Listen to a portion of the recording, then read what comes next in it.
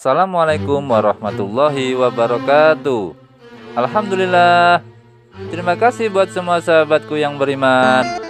Terima kasih ya telah berkunjung di Usra Channel. Semoga kalian semua senantiasa diberi kesehatan dan diberikan keberkahan di setiap rezekinya. Amin amin ya rabbal alamin. Kami sudah menyiapkan kisah wahai sahabatku. Tentunya kisah yang penuh dengan hikmah. Kisah kali ini adalah kisah Abu Nawas selamat dari kemarahan sang istri. Mari kita mulai kisah penggeli hati ini. Abu Nawas adalah pujangga dari Arab dan sekaligus salah satu penyair terbesar sastra Arab klasik. Tokoh sufi yang hidup di zaman Khalifah Harun al-Rasyid di Baghdad ini dikenal dengan tingkah konyolnya. Bahkan istrinya sendiri pernah dikerjainnya. Tapi kekonyolan Abu Nawas penuh dengan makna yang bisa kita ambil pelajaran untuk kehidupan sehari-hari. Dalam kisah ini dikisahkan bahwa si cerdik Abu Nawas mempunyai istri yang pecemburu dan cerewet. Sikap istrinya Abu Nawas itu bukan tanpa sebab. Hal ini dikarenakan suaminya si cerdik Abu Nawas yang sering pulang larut malam, sehingga membuat istrinya cemas. Suatu hari Abu Nawas keluar rumah hingga larut malam, dan istrinya pun gelisah juga emosi karena kelakuan suaminya itu. Si cerdik Abu Nawas berjam-jam istrinya menunggu suaminya pulang, namun tak kunjung datang-datang juga si cerdik Abu Nawas itu. Saking kesalnya, sang istri memiliki rencana. Ia berencana untuk memarahi suaminya dan ingin memukulnya lewat jendela. Karena biasanya si cerdik Abu Nawas di saat pulang malam takut membangunkan istrinya lalu masuk melalui jendela.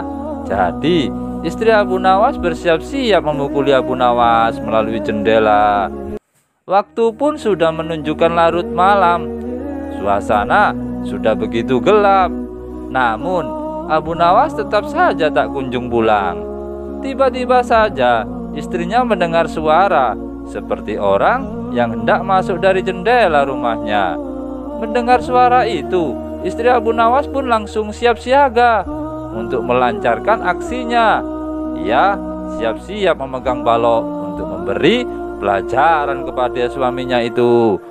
Ia berpikir bahwa Abu Nawas sengaja masuk rumah melalui jendela karena takut kesemprot olehnya. Kemudian masuklah seseorang melalui jendela yang ukuran jendelanya relatif kecil itu.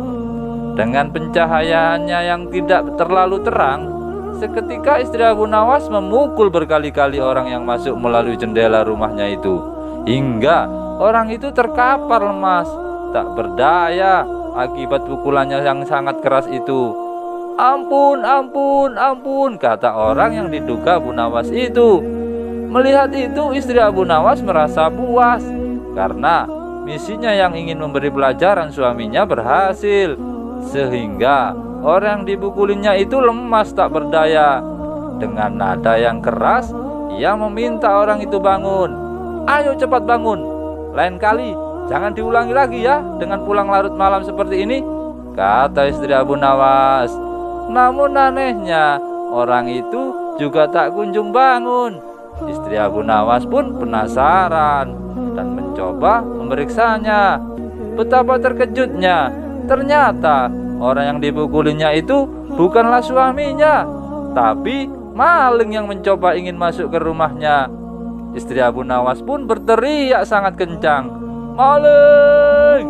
Lalu warga sekitar beramai-ramai mendatangi rumahnya. Abu Nawas kemudian meringkus maling itu. Wah, hebat sekali. Pencuri ini sampai terbaring tak berdaya di lantai. Mungkin butuh berminggu-minggu agar bisa pulih kembali, kata salah satu warga yang ikut meringkus maling tersebut. Maaf Pak, saya tak bermaksud menyakitinya, apalagi sampai separah itu. Hanya kekeliruan saja Pak, kata istri Abu Nawas. Keliru bagaimana? Tanya warga. waktu itu ia masuk melalui jendela dapur, dan saya kira suami saya yang baru pulang berpesta dengan teman-temannya. Makanya langsung saya gebuk. Terang istri Abu Nawas menjelaskannya. Kemudian tak lama Abu Nawas pun datang setelah mendengarkan cerita dari istrinya itu. Abu Nawas merasa bersyukur sambil tersenyum kecil karena bukan dirinya yang dipukuli oleh istrinya itu. Hahaha, beruntung Abu Nawas. Untung saja bukan saya yang dihajar. Makanya jangan main pukul. Beginilah akibatnya, kata Abu Nawas sambil tersenyum dan mengelus dadanya, membayangkan bila dirinya yang dipukulin istrinya. Duh, syukur, alhamdulillah bukan saya yang dipukul, gumam Abu Nawas dalam hatinya. Wallahu a'lam bishawab.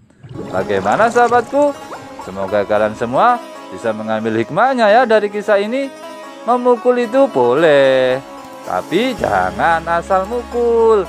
Contohnya, mukulin beduk ya harus sesuai waktunya. Kalau sudah waktunya sholat, pukullah beduknya sebagai tanda waktunya sholat sudah tiba. Oke sahabatku, lebih dan kurangnya mohon dimaafkan ya. Yang benar datangnya dari Allah Subhanahu wa taala. Keliru, salah atau khilaf itu datangnya dari diri saya pribadi yang sebagai manusia biasa, wahai sahabatku. Sampai ketemu lagi ya di kisah inspiratif yang penuh dengan hikmah selanjutnya. Oke sahabatku semuanya, yang belum subscribe jangan lupa di subscribe ya. Mari kita sama-sama sebarkan kebaikan di seluruh dunia. Oke sahabatku, tetap semangat, semoga bermanfaat, dan jangan lupa bersolawat. Assalamualaikum warahmatullahi wabarakatuh.